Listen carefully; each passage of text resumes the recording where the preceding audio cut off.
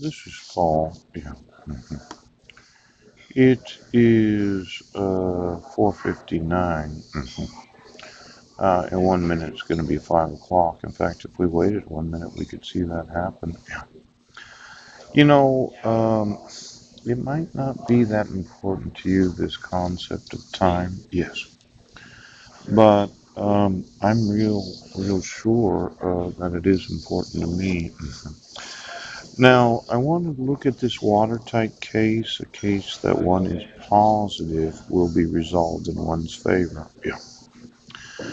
Um, watertight cases involve having the actual evidence. Yes. Now, there's the evidence of myself not being in Sequim, Washington when you arrested me. Yeah. I'm going to sue you for the false arrest, the false imprisonment, and all the time that I spent in jail because you wouldn't admit the evidence. Yes. See, we talked about the weight of evidence, the preponderance of truth. The weight of evidence is that which is more believable and is superior to the evidence submitted to the opposing side in the case.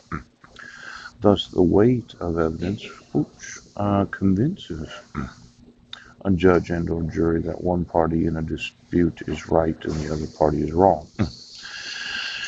I have some watertight cases that involve lawsuits. Yes. And you can see here 1700. Oops, it just turned. Did you see that happen? For 1 minute, it was a minute. Now that minute's gone forever. Now, when I had given the actual evidence of birth certificates, yes, I don't think that there's any possible way that my son should be in a grade where they're going to graduate at 19 and a half years old. Yes. I would say it's a watertight case, which, like, I'm going to sue you and you're going to pay me. So then there is the watertight case of using forgeries. That would be a watertight case, yes. See, if I could actually use the court system, I could speak to the ex officio superior court clerk and I can ask her for her identification. Yeah. Then I could do a little handwriting comparison. And I'm thinking one of these signatures is not hers. That's a watertight case. There is no doubt that I'm going to sue this county. Yes. Jefferson County, uh, the state of Washington, each and every county, yes. And then each state, yeah. Mm. The United States and numerous other nations. Oops, excuse me. Yeah. Now, when you refuse to admit the evidence that an individual was not in a city, yes, you don't fill out the actual form for the reporting of domestic violence, yes. You refuse to acknowledge that the protection order that was issued is fraudulent.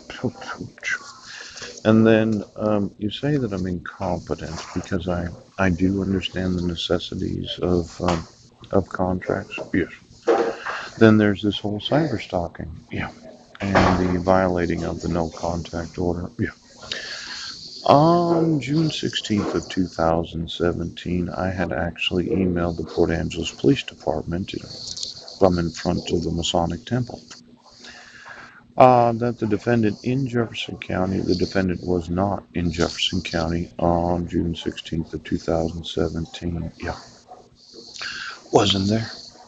Hadn't been there for approximately 10 to 15 years. Now I'm going to sue Jefferson County for using a criminal complaint where I wasn't in the city. Yes. My sons are in a high school where they're in the wrong grades. Yeah.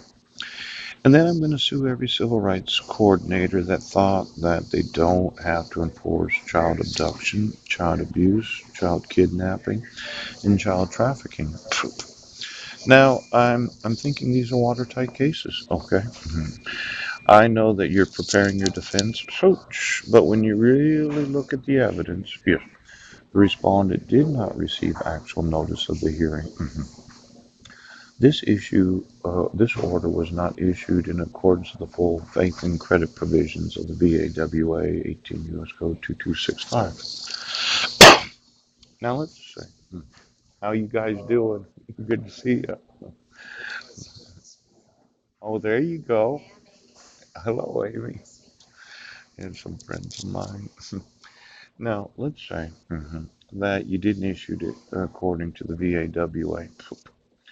Petitioner didn't sign it, you used forgeries, and you didn't give me any due process. And there's quite a few misrepresentations, fraudulent statements, wrong actual distance from the workplace or home of the alleged victim of Sequim, Washington and Brennan, Washington.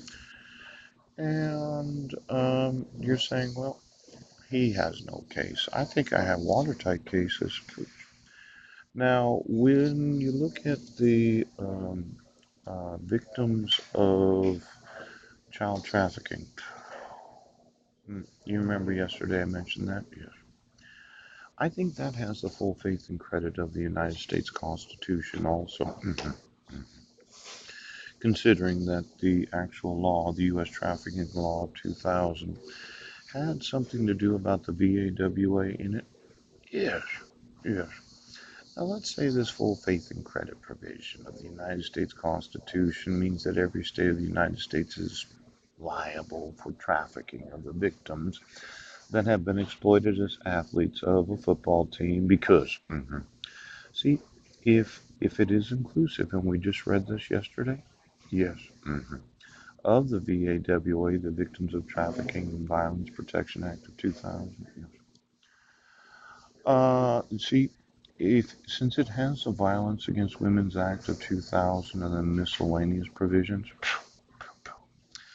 I would think that the full faith and credit provisions of the United States Constitution are applicable. Because the battered immigrant women status? Yes. Strengthening education, training to combat violence against women? Yes. You know, when you arrest me multiple times and you have the actual evidence that I wasn't in those cities? Yes.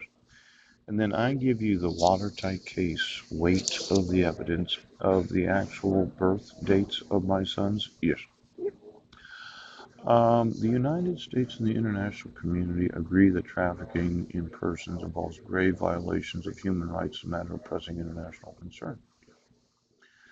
The Universal Declaration of Human Rights, the 1956 Supplementary Convention on the Abolition of Slavery and Slave Trade Institutions, Practice of Slavery, the 1948 American Declaration on the Rights and Duties of Man, 1957 Abolition of Forced Labor Convention, the International Covenant on Civil and Political Rights, the Convention Against Torture and Other Cruel, Inhumane, or Degrading Treatments or Punishments, United Nations General Assembly Resolutions 50, 167, 51, 66, and 5298.